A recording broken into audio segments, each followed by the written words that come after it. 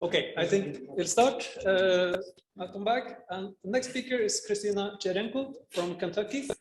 She will talk about geometric models for syzygies over two collabial-tilted algebras. Thank you very much. And first, let me thank the organizers for giving me an opportunity to speak here. And I'm very excited to tell you about this project, which is a joint work with Ralf Schiffler. And so, as the title suggests, I want to tell you about a new geometric or combinatorial model for the syzygy category over certain two collabial-tilted algebras, which I'll give explicitly with these little. Okay, so let me just start with some preliminaries. So B is going to denote our, okay, always finite dimensional, and then two collabial-tilted algebra. Okay. Now, a brief recall about what is a syzygy.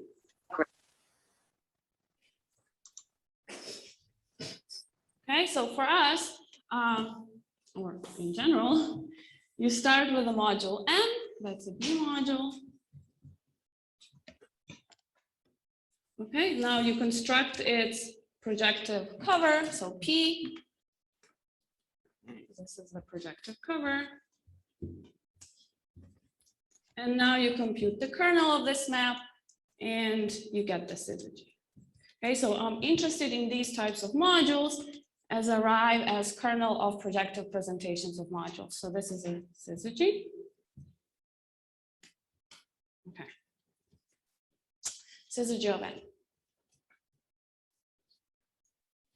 Okay, so as I said, I'm interested in syzygies, and it turns out that if you're talking about syzygies over these two collabial-tilted algebras, then this is the same as the set of all syzygy is the same as the set of Cohen-Macauley modules.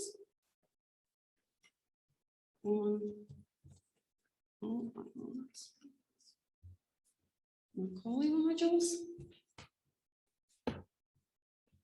which in this case, and so another name for this is the singularity category or the category of Gorenstein projective modules. So these are all equivalent for two collabial-tilted algebras. And so this is to sort of motivate my next notation. So I'm going to call CMP underlined B. This is my category of syzygies, but CMP really stands for projective Cohen-Macauley modules. Okay, so I'm going to call my object syzygies, but this is the notation I'm going to use for the category, the Cohen-Macauley category. So this is the category.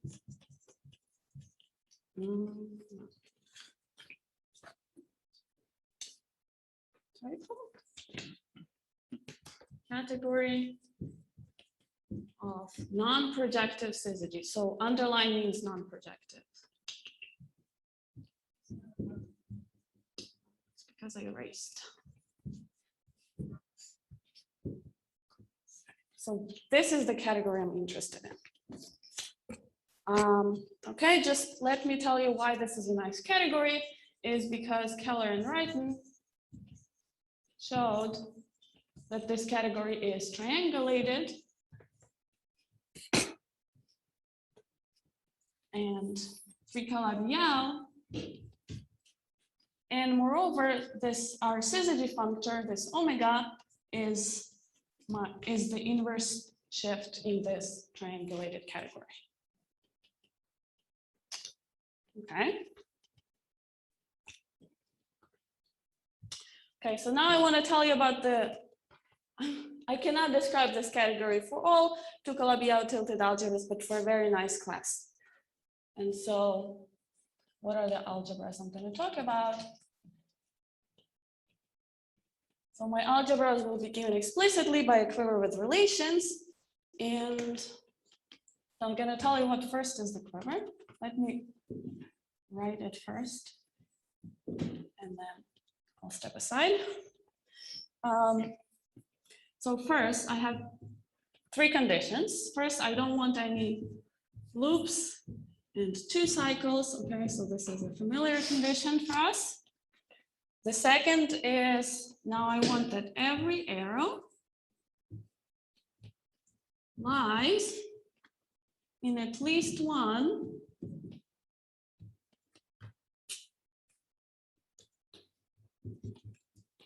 oriented cycle, oriented chordless cycle, chordless cycle.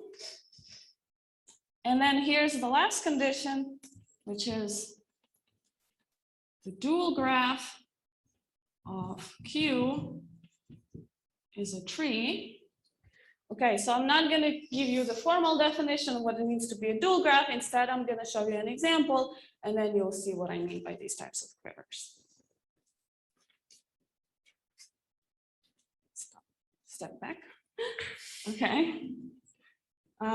Let's do an example. Okay, so let's say this is one example. Okay, so I see that the first condition satisfied. Every arrow lies in a cycle, these sort of unit cycles that Charlie called them last week. I have these cycles here. And then what does it mean? The dual graph is a tree. I'm going to put a dot. So I'm going to draw a dual graph here. I'm going to put a dot in every chordless cycle, and I'm going to connect the vertices if the cycles share an arrow. Okay, so this is my dual graph.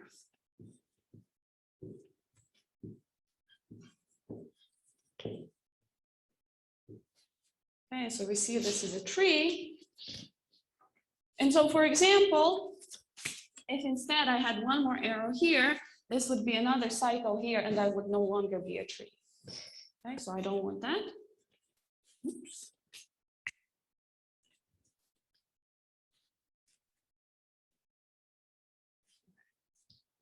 And so these quivers can be quite complicated. I mean, I can have many, many cycles at this vertex as long as they do not connect up together to this 4 cycle. I have many cycles here that can grow in many different directions as long as the dual graph is a tree. So to grow is you choose an arrow and you stick another 3 cycle here, you choose another arrow, you're gonna draw another cycle there, and so on. And so this can be quite complicated. So that's the quiver. Let me talk about the relations.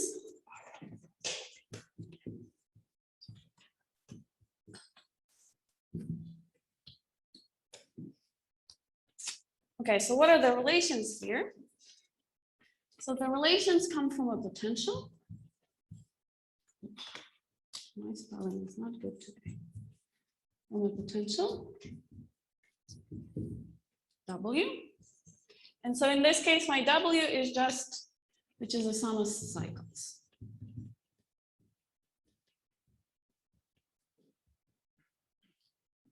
Okay, I have my chordless cycles here, and I take a sum of all of these. This gives me a potential. Take the partial derivatives with respect to each of the arrows, and I get my relations. Okay, so just for those who may not be familiar, what this means is this is very concretely. So we have, because of this dual condition, dual graph is a tree, every arrow in my quiver lies in either 1 cycle or exactly 2 cycles.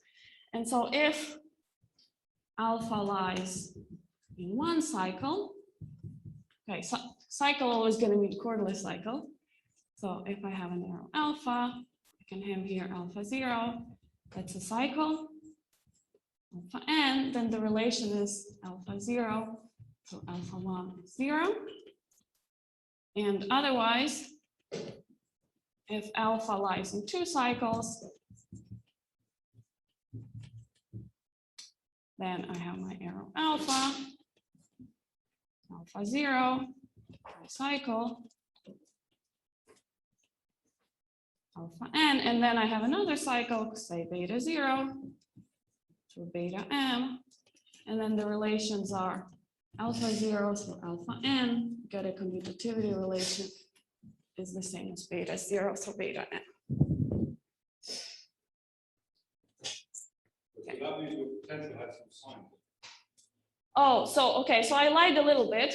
When I say W is the sum of cycles, I put in some signs, -1s, so that these are the actual relations. So it's a sum of cycles together with signs. Yes. Okay, all right. Here we come. Okay.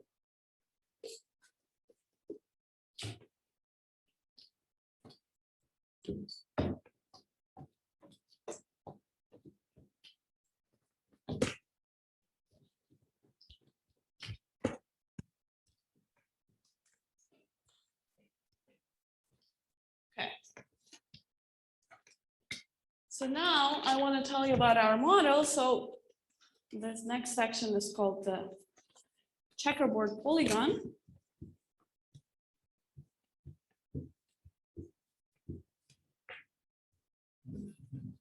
S. Okay, so what is this? So this S is going to be some sort of a decorated polygon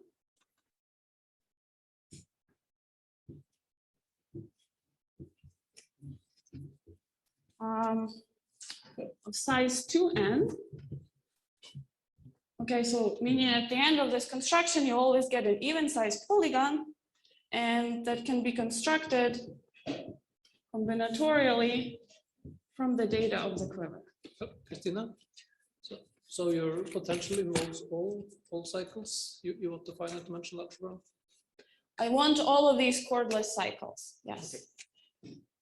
So yes, the algebra is finite dimensional at the end, and actually it is a very nice algebra where the algebra is even Schurian, so there's at most one path from one vertex to any other vertex.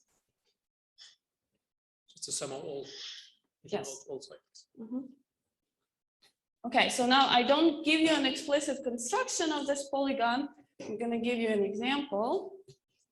There we go.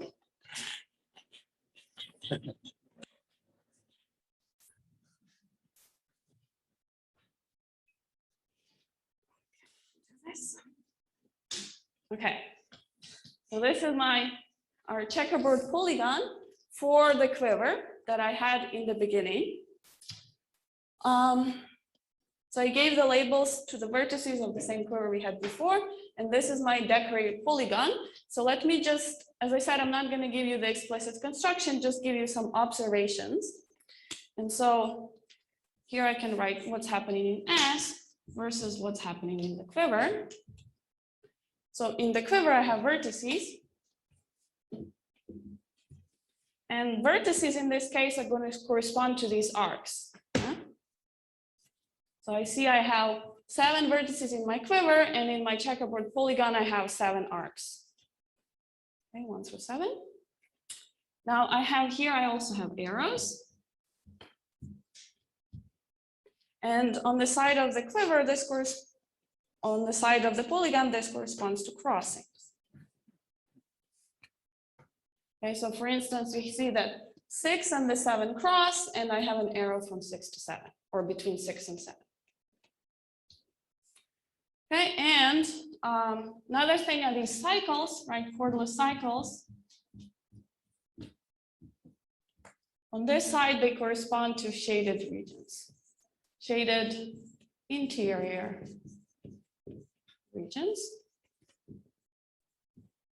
Okay, so these are correspondences. Okay, so here I have 3 interior shaded regions. One is has labels 2, 1, 3, and that's the 3 cycle 2, 1, 3. I have the 3, 2, 5, 4. That's the 3, 2, 5, 4 here, and I have another 3, 4, 7, 6. 3, 4, 7, 6. That's the 4 cycles. And then the shaded regions on the boundary that you see, they will always be triangles, and they correspond to these arrows 5, 4, 2, 5. So see 5, 4. 2, 5. These are arrows which lie in exactly one chordless cycle. So these are like outer arrows.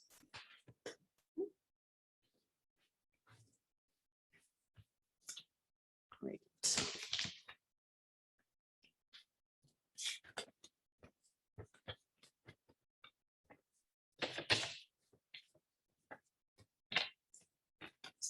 Okay, so I want to leave my picture, so I'm going to erase this again.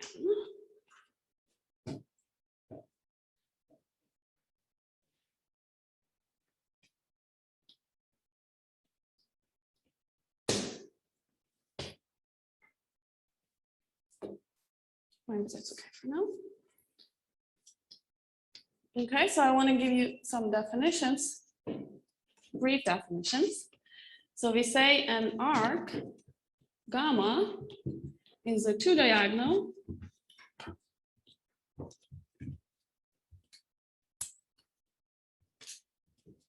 if its endpoints have different parity. I'm going to explain what that means. Okay, so I look at my polygon and it has an even number of vertices, and I able the vertices, in this case clockwise, from 1 to 2n.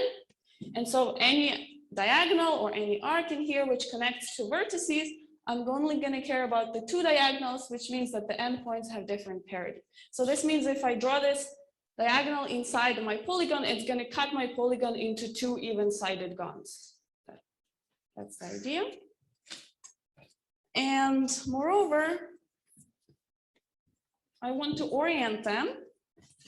So we orient these two diagonals. So this is just some choice you make from even to odd.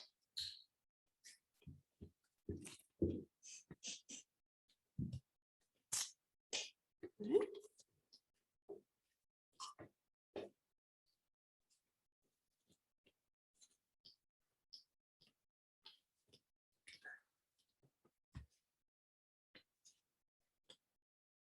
Okay, one more definition. Okay, so suppose you have a two diagonal gamma and some arc I, and where I think of I as being one of the arcs in the decoration. Suppose gamma and I cross. And then I want to somehow record the type of crossing that happens. And so I have two choices. So I look at my arc gamma and I sort of think of sitting on this arc, and I want to see which direction my eye are going to cross the gamma. So these eyes are also two diagonals. And if I crosses gamma from right to left, we say I crosses gamma in degree 0. And otherwise, if you're on gamma and I crosses it in the other direction, then I crosses gamma in degree 1. Okay, so let's do a small example. Okay, so let me draw a two diagonal here. And so my example, the two diagonal is going to connect vertices 8 and 3. Okay, so they have different parity. That's a two diagonal. Let me draw this. Okay. 8 and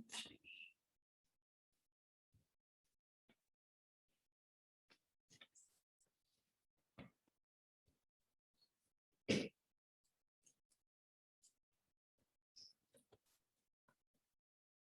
Okay.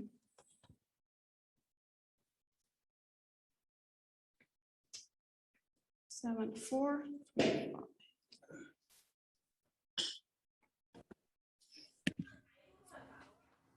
Yes. Okay.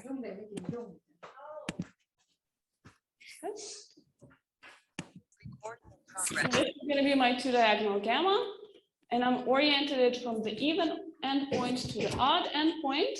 And now I'm looking at what is the direction of the eyes in my picture which cross it. And so I see that 7, I look at the arc 7, I orient it from even to odd. And so I see if I live on my arc gamma, 7 is going to cross it from left to right. And so 7 is a degree 1 crossing. Okay, 3 is going to be oriented from even to odd. And it's going to be in the opposite direction. So it's a degree 0 crossing. 4 is a degree 0 crossing. And 5 is a degree 1 crossing. Okay, so what did we say? So 7 and 5 cross gamma. The other marker, yeah.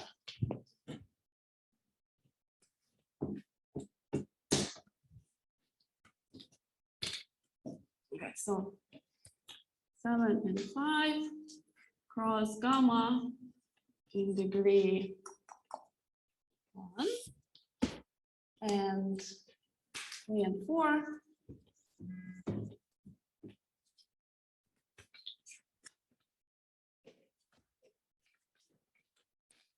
cross gamma in degree 0.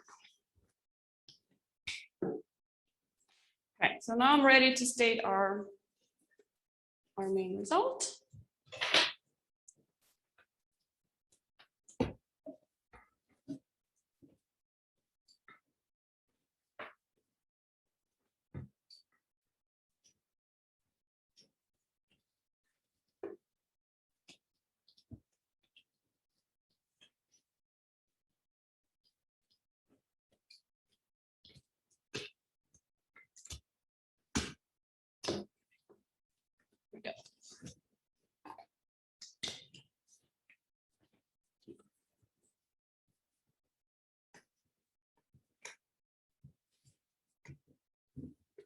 Okay, so the statement is that S gives a geometric model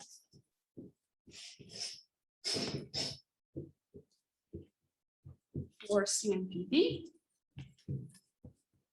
for the syzygy category. And so how does it do so? So there is an equivalence as follows.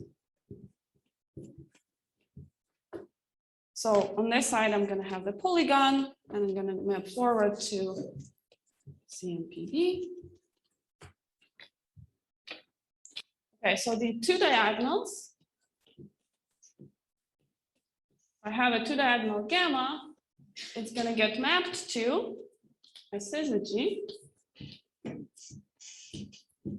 M sub gamma. Okay, now how do I define this M sub gamma? This M sub gamma is going to be the co-kernel of a map between the projectives. Okay, so I'm going to have some direct sum of pj's to a direct sum of pi's. And this is going to be some map f gamma such that this sum runs over all j such that j crosses gamma in degree 1, and this is a sum over all pi such that I crosses gamma in degree 0. Okay, so the crossing patterns of my arc gamma with the arcs in the decoration, they give me this P0 and P1. There exists some map F gamma, such that if I take the co-kernel of this map, I get a syzygy. Okay, so this in fact is a projective presentation, a minimal projective presentation of my syzygy M gamma. Okay. So that's very nice. Oh yes. So in this picture, we have these special arcs, two diagonals, which have the numbers 1 through I, the number of vertices. And so they're special in the picture, and so they will get sent to very special syzygies. And so the diagonal I under this is going to send to the radical of the projective at I. Okay, so this would be an omega of a simple at I. So it's a syzygy. Is M gamma indecomposable? Yes, yes, yes, yes, indecomposable.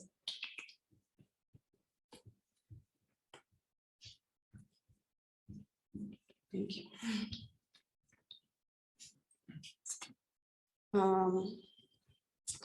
Okay, a few more.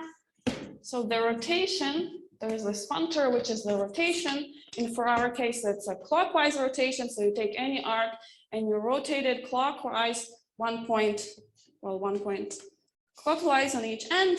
And this corresponds to our functor omega, or the syzygy functor, the shift. The two pivots I don't want to explain what these are, but these correspond to morphisms. And then extensions, as you might guess, correspond to crossings.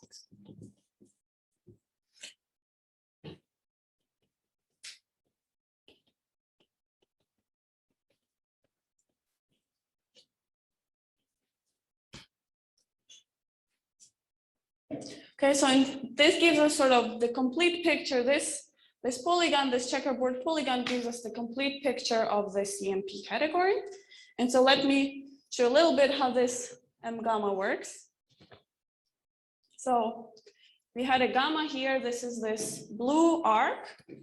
And so if I want to compute M gamma, so I already computed the crossings. So this would be P7, direct sum P5. There will be some map of gamma. And I have P3, direct sum P4. And then the co-kernel of this map is going to be a syzygy, and this is going to be my M gamma.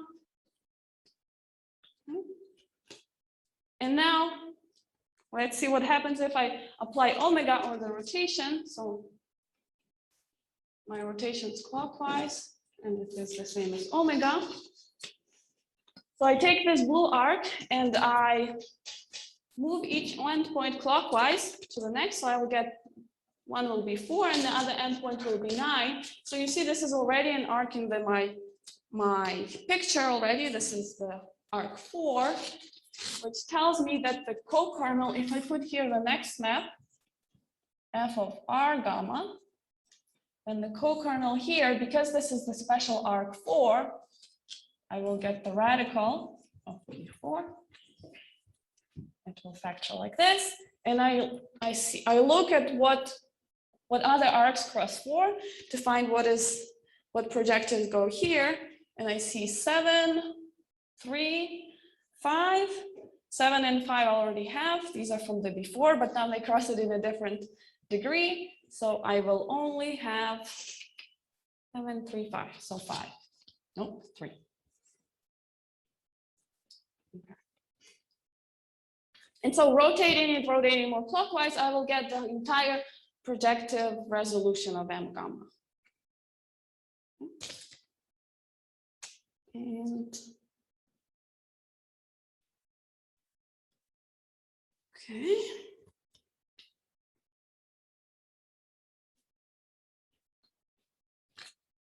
Make some final remarks then.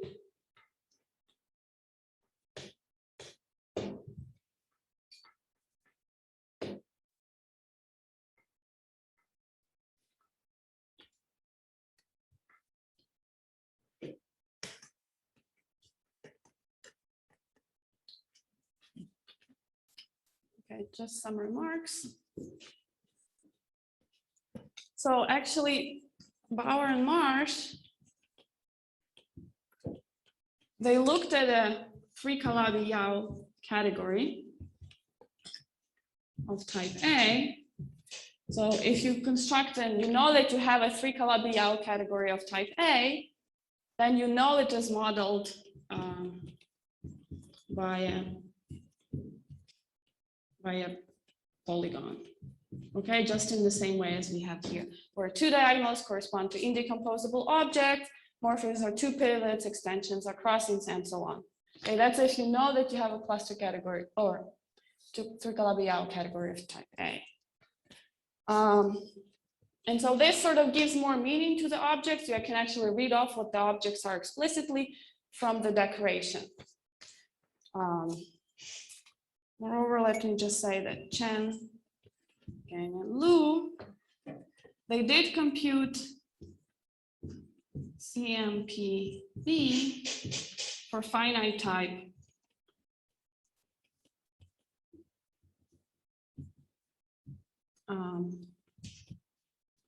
to call the tilted algebra. And so really they went through a case-by-case analysis, and they looked at all the finite types, ADE, and they were able to say that this CMP category in this case is finite, well, of course, and then it always turned out to be of type A, and they are able to find the rank of this category. This was more of a case-by-case analysis, and so here these are not necessarily of finite type. Okay, you can grow these cycles as much as you want, and so this is quite surprising. And so, as I'm out of time, let me just say some consequences without writing them down. So, as already mentioned, this algebra B that we have, it is generally a wild type. So infinite representation type, but moreover wild. Yet the syzygy category, which all you do is start with a module, you take its projective cover, you compute the kernel of that map. There are only finitely many syzygies. Moreover, the syzygy category is nice. It is of type A, and we have the right model for it. Because it is polygon, right? So if you do rotation, the size of the polygon many times, you get back to the same point you started. So this means if you do omega this many times, you get back to the same point. So the projective resolutions are periodic. Okay, omega is periodic, the size of the polygon, or polygon divided by 2. I have to think about that. Oh, another nice consequence we get is that the syzygies that we get are actually rigid modules. They are rigid in mod B, so X between M gamma and M gamma in mod B is 0. And so the question we have, are these also tau rigid objects? And then if they're also reachable, then they actually correspond to some cluster variable in the associated cluster algebra. And so what do we know about that? That would be interesting to study as well. And lastly, let me say also that this polygon, so in the theorem I wrote that this polygon gives a geometric model for the CMP category, but the exact same picture, if you just reinterpret these projective presentation in terms of injectives, you get the exact same model, or you get the same picture also gives you a model for the injective Gorenstein module, so the CMI category. You get injective resolution, and instead of computing co-kernels, you would be computing kernels. Okay, so.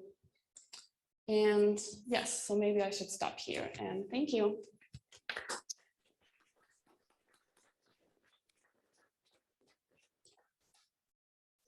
Thank you. So are there any questions from Zoom, perhaps, first, this time? There was a bit of a discussion, I guess, on the 2 pivots correspond to irreducible morphisms, and do we know all the relations? Yeah, so okay, if you just, I think of okay, so all the morphisms are given by compositions of 2 pivot maps. If you take the irreducible 2 pivot map, this corresponds to the irreducible morphism. Yes, so we do get all the maps as well. There's a follow-up question from Bernard Keller in the chat. The follow-up question is, do you know the relations between these generators? These what? Between these are generating morphisms. Do you know the relations when 2 different compositions give you the same answer? Yes, yes. So these come from the AR triangles, the mesh relations, and so yes, we get the mesh relations as well. So these extensions, these minimal extensions or minimal sort of crossings, they give you the AR triangles, and so you know.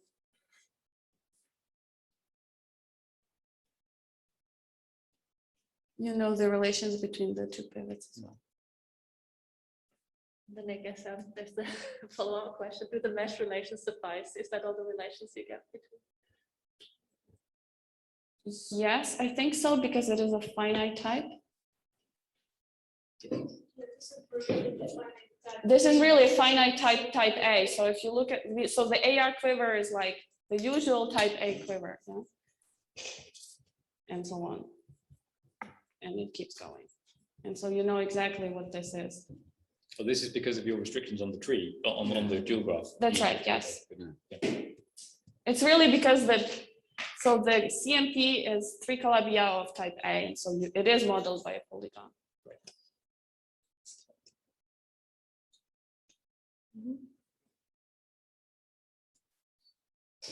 No further questions? But I guess. Oh, Kirky? I wasn't sure. It was for Zoom questions. Now. Okay, well, can you model more general algebras using more general surfaces? That's also one of our future projects or future questions. So we made some small computations. And so if you were to construct the surface using the same sort of rules, you do get more general things. But it seems that, or at least in the examples that we did, the category was still, CMP category was finite, even though the surface admits infinitely many arcs now. So maybe you have to quotient out by something. But so this is very, very early for me to say anything else. And perhaps a related question is, so you started with a quiver with relations with some strong assumptions and constructed a surface from it. Could you do this the other way around? Can you start with a surface or a polygon with a certain picture on it and deduce a quiver? And if yes, what are those disks with pictures? Excellent question. So if the disk satisfies certain properties, so one of the important things is these white regions. You never have enclosed white regions. All of the white regions are on the boundary. And so, and then the white regions always have an even number of sides. That's another thing. And the boundary regions, the shaded regions on the boundary are cycles, then the rest is sort of determined. You can determine the quiver completely from the picture. And one thing is that Ralf did this wonderful T-shirt where this is all the checkerboard polygons of size 8 and 10. So there are lots and lots of them. Okay, this is only up to a decagon. I may ask you if I can take a picture of the T-shirt. Is it for sale? Not have put it on the front so that you could at least stand in front of a mirror and then use it to it's very difficult for you to use this list. This is for collaboration.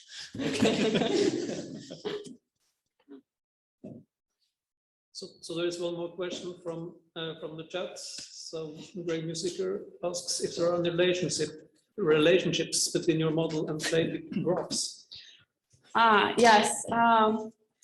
The picture seems suggestive, and we tried to convert it to a playback graph, but because the white regions are always on the boundary, you wouldn't get any interior faces, so it would be sort of the empty corresponding cluster algebra. So maybe that's not, maybe the way we were trying to make it into a playback graph was not right, or the obvious way didn't work. It wasn't giving us anything interesting. So maybe there's another way, but we're not sure. Thank you. Any more questions from our virtual audience? Seems like we have missed something.